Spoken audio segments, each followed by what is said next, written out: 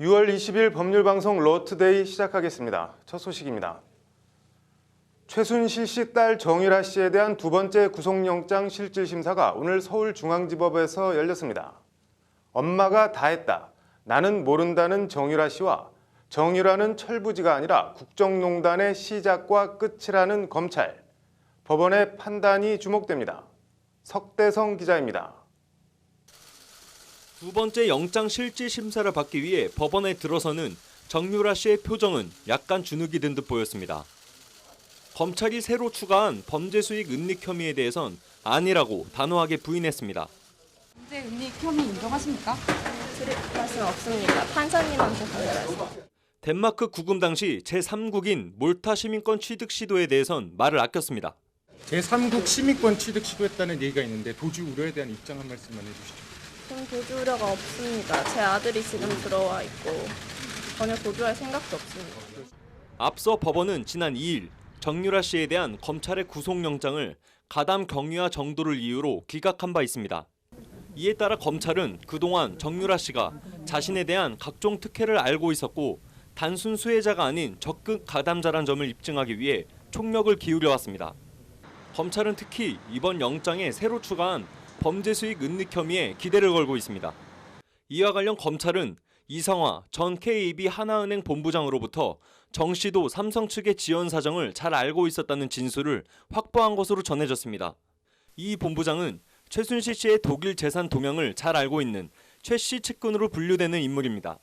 반면 정유라 씨는 모든 일은 엄마 최순실 씨가 주도했다는 기존 입장을 되풀이하며 몰타 시민권 취득은 국적 브로커가 접촉해온 것일 뿐 자신은 자직 입국했으므로 도주 우려가 없다고 방어한 것으로 전해졌습니다. 정 씨에 대한 구속영장 발부 여부는 오늘 밤 늦게나 내일 새벽 결정됩니다. 법원이 영장을 발부하면 정유라 씨의 범죄 수익 은닉 혐의를 인정했다는 뜻이 됩니다. 검찰 수사가 최순실 씨의 재산 뒤지기로 확대된다는 얘기입니다. 거꾸로 영장이 기각되면 검찰 수사는 그만큼 벽에 부딪힌다는 얘기이기도 합니다. 법률방송 석대성입니다.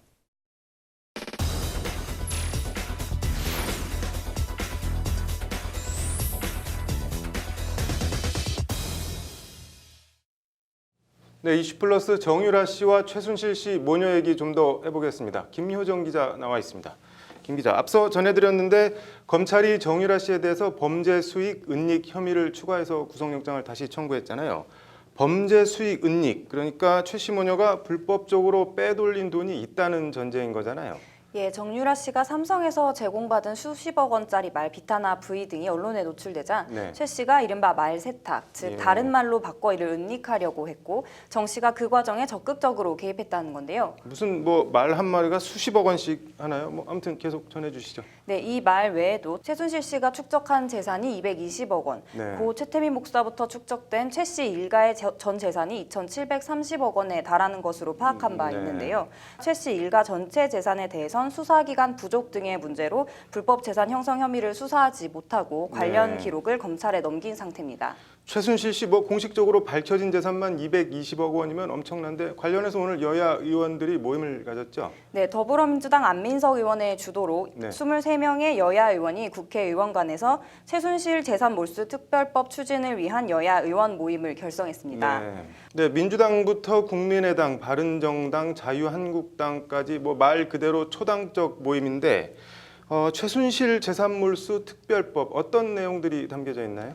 네, 법안은 국정농단 행위자의 부당 수익과 재산을 조사하기 위한 네. 국정농단 행위자 재산조사위원회를 설치하고 네. 대통령이 임명한 위원들로 구성된 위원회는 영장을 발부받아 재산을 조사하고 이를 통해 밝혀진 재산을 소급해 국가에 귀속하는 내용을 골자로 네. 하고 있습니다. 네. 이 법이 뭐 최순실 씨에게만 해당하는 건 아니죠? 예, 법안의 정식 명칭은 박근혜 정부 국정농단 행위자 소유 재산의 국가 귀속에 관한 법률인데요. 네. 한마디로 박근혜 정부 국정농단과 관련된 사람들은 모두 대상이라고 보면 됩니다. 네.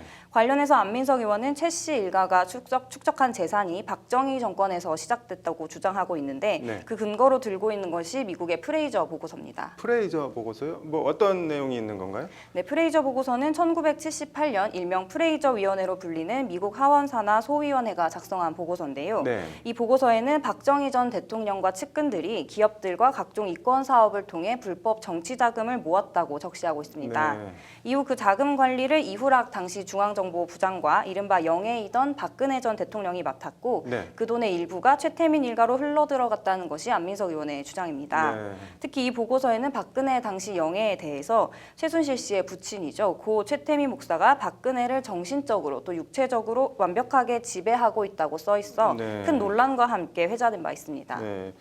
최태민과 최순실 2대에 걸친 박 전 대통령과의 인연이라면 인연인데 뭐 그 끝이 이렇게 돼서 참 씁쓸하네요.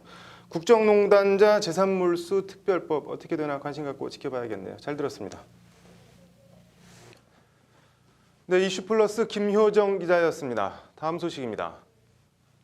대검찰청 감찰본부는 오늘 사건 브로커에게 향응을 받은 부장검사급 정모 고검 검사와 여검사와 여직원을 성희롱하고 추행한 강모 부장검사에 대해 법무부에 면직 징계를 청구했다고 밝혔습니다.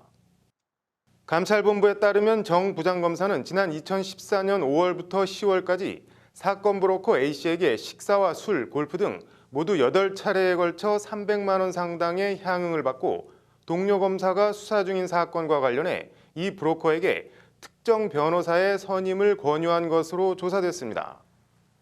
강 부장검사는 2014년부터 올해까지 여검사와 여실무관 등 3명에게 야간이나 휴일에 영화 보고 밥 먹자거나 선물을 사줄 테니 만나자는 문자 메시지를 수시로 보내고 승용차 안에서 강제로 손을 잡는 등 추행한 것으로 밝혀졌습니다.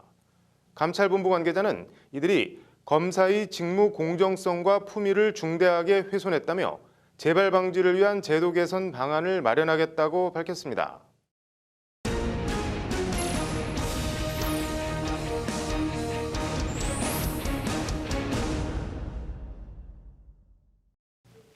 네, 어제 열린 전국 법관 대표회의 내용 좀 더 전해드리겠습니다. 로인사이드 이철규 기자 나와 있습니다. 이 기자, 어제 아침 10시부터 저녁 8시까지 10시간 정도 말 그대로 판사들 난상 토론이 벌어졌는데 결정된 내용부터 좀 전해주시죠. 네, 일단 크게 두 가지 안건이 결정이 됐는데요. 판사회의를 촉발했던 국제인권법 연구회 학술대회 축소와 관련한 법원 행정처의 사법행정권 남용에 관한 추가 조사, 네. 그리고 전국 법관 대표회의의 상설화를 위한 네. 소위원회 구성, 이 크게 두 가지로 보시면 되겠습니다. 네, 추가 조사라고 했는데 조사 주체가 어떻게 되나요? 네, 뭐 전국 법관 대표회의에 따르면요. 네. 이번 추가 조사를 위해 별도의 소위원회를 구성하기로 결정을 했습니다. 네. 이 소위원회는 전국 법관 대표회의의 상설화를 위한 소위원회 구성과는 별개의 소위원회인데요. 네. 뭐 위원장은 최한돈 인천지법 부장판사가 맡았습니다. 네. 국제인권법 연구회 학술대회 축소 압력에 대해서 대법원 징상조사위원회가 조사하면서 이른바 판사 블랙리스트 존재 여부를 두고 논란이 일었잖아요. 이것도 이번에 같이 조사하나요? 네, 당시 진상조사위의 워딩을 뭐 정확하게 복기하자면요. 네. 사법부 블랙리스트가 존재할 가능성을 추론할 어떤 정황도 없음 이건데요. 네, 뭐 말이 상당히 어렵고 또 모호하네요. 그렇죠. 뭐 블랙리스트가 있다 없다 뭐가 아니라 존재 가능성의 정황이 없다 네. 뭐 이런 건데 예. 당시 조사위가 블랙리스트가 그 담겨 있다고 지목된 컴퓨터를 조사도 안 하고 이런 네. 결정을 내려서 뭐 사안을 덮기 급급한 거 아니냐 이런 논란까지 일었습니다. 네. 뭐 이와 관련해서 판사회의에 뭐 대변인 역할을 하고 있는 수원지법의 송승용 부장판사는요. 네.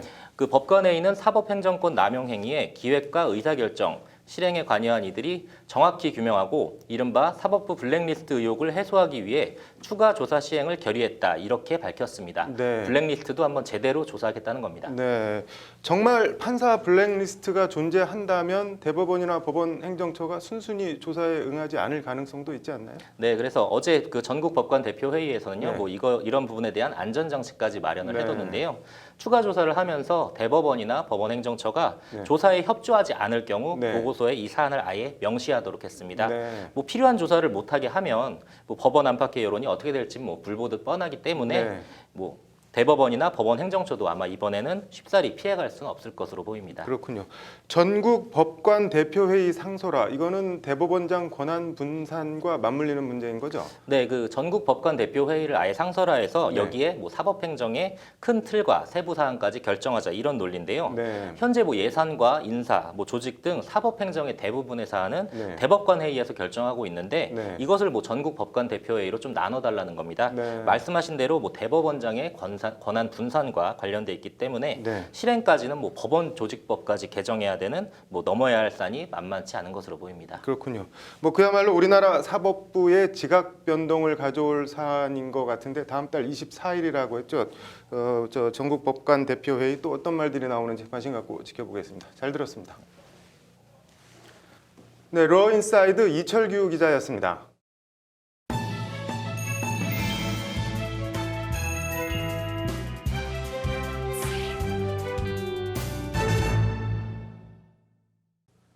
더할 것도 뺄 것도 없는 탄탄하고 균형 잡힌 몸, 이른바 몸짱이라고 하죠.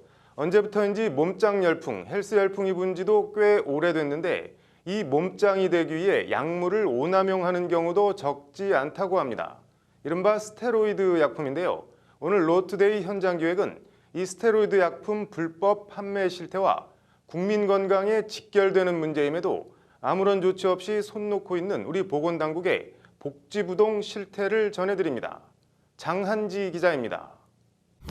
SNS에서 떠도는 이른바 몸짱 사진들입니다.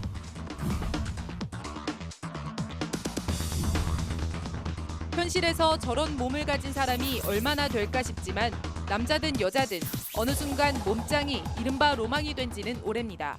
멋있다고 생각돼서 이렇게 좀 운동해서 이렇게 좀 되고 싶은 생각이 있어요. 홈쇼핑에선 이것만 이용하면 뱃살이 빠진다며 각종 운동용품을 팔아대고 동네마다 온갖 운동기구를 갖춘 헬스클럽이 성업 중입니다. 건강한 몸, 나아가 몸짱의 꿈, 남녀도 노소도 없습니다. 몸이 좋아지는 거 보면 좀 자신감도 생기고 내 신체하고 평생 운동을 하고 산다는 그런 약속을 했기 때문에 문제는 몸짱 열망이 지나쳐 약물에 대한 의존도 마다하지 않는다는 점입니다. 대표적인 약품이 스테로이드입니다. 스테로이드는 체내 단백질을 인위적으로 합성해 짧은 시간에 근육을 폭발적으로 키워주는 약품입니다. 운동을 이제 하는데 훨씬 더 수월하게 할 수 있고 근육이 커지면서 솔직히 말해서 사람들이 하는 거를 이제 못하는 정도로 이상을 해버리죠. 엄청 크죠 이제. 인터넷의 한 물품 거래 사이트입니다. 스테로이드라는 키워드를 치자 해당 제품을 판다는 글들이 화면 가득 떠오릅니다. 스테로이드 전 제품 팔아요부터 가격 보면 놀라실 거예요. 1:1 맞춤형으로 맞춰준다는 글까지 근육을 키워준다는 스테로이드제 약품을 아무런 제약 없이 버젓이 판매하고 있습니다. 대부분 의사 처방전이 필요한 전문 의약품으로 스테로이드 약품을 이렇게 인터넷으로 판매하는 건 모두 불법입니다. 또 다른 사이트입니다. 이 사이트는 아예 마치 제약회사 홈페이지처럼 꾸며놓고 흥분제, 최음제와 함께 스테로이드 약품을 팔고 있습니다. 주소도 전화번호도 없고 연락은 오직 SNS로만 이루어지고 있습니다. SNS 메신저를 통해 구매 의사를 밝히자 온갖 스테로이드 제품을 판다고 소개합니다. 해당 약품을 복용하면 간이 상하지 않냐고 묻자 간이 상하는 게 아니라 필요한 거라고 말합니다. 메신저를 통해 주문한 지 단 하루 만에 받은 스테로이드제입니다. 이 스테로이드제가 어떤 약품인지 이렇게 쉽게 구해 복용해도 되는 건지 직접 확인해 보겠습니다. 약품을 보여주자 약사는 대번에 이런 거 함부로 먹으면 안 된다고 놀라 말합니다. 부작용이 우려가 있어요. 그러니까 뭐 탈모라든지 정자량 감소, 여성형 유방 이런 등의 부작용들이 있을 수 있기 때문에 꼭 전문의의 상담을 통해서 처방을 받고 심지어 심근경색과 뇌졸중 등 심혈관계 질환과 심각한 간 손상, 극단적인 경우 급작스런 심장마비로 죽음에 이를 수도 있습니다. 내일이 근육이 커지게 되면 혈관들도 같이 커야 되고 커지려면 혈관이 새로 만들어져야 되는데 그런 과정이 훨씬 더 빠르게 이루어지다 보면 이런 혈관들이 쉽게 출혈이 되거나 잘 터지는 그런데도 스테로이드를 구매하는 사람들은 이런 사실을 모르고서 또는 알면서도 몸짱에 대한 열망 때문에 스테로이드 약물을 복용하는 경우가 많습니다. 더 큰 문제는 일단 스테로이드 약품을 복용하게 되면 그 효과를 잊지 못해 중독으로 이어지기 쉽다는 점입니다. 부작용은 알고 있죠. 욕심이죠, 욕심. 사람 이제 몸을 만들고 싶은 욕심에 하는 거죠. 심지어 관련 정보를 공유하기 위해 만든 인터넷 카페조차 스테로이드 약품 판매처로 둔갑할 만큼 인터넷에선 아무런 제약이나 규제 없이 스테로이드 약품이 팔리고 있습니다. 이거를 운영하면 조금 더 나아지지 않을까 생각했는데 가면 갈수록 구매하는 사람이나 찾는 사람들이 늘어나더라고요. 많이 잘못했다고 생각해요. 주무관청인 식약처와 보건복지부, 경찰은 나는 모르겠다 식으로 단속엔 손을 놓고 서로 책임을 떠넘기고 있습니다. 복지부하고 식약처에 각각 그 특사경을 이렇게 관할하는 부서가 있어요. 그쪽에서 식약처에 문의하시면 됩니다. 스테로이드가 뭐 의약품 범주이지 마약은 아니잖아요. 몸짱이 되고 싶은 열망을 탓할 순 없습니다. 그 열망이 지나쳐 약물에 의존하고 싶은 생각이 드는 것까지도 뭐라 할 순 없습니다.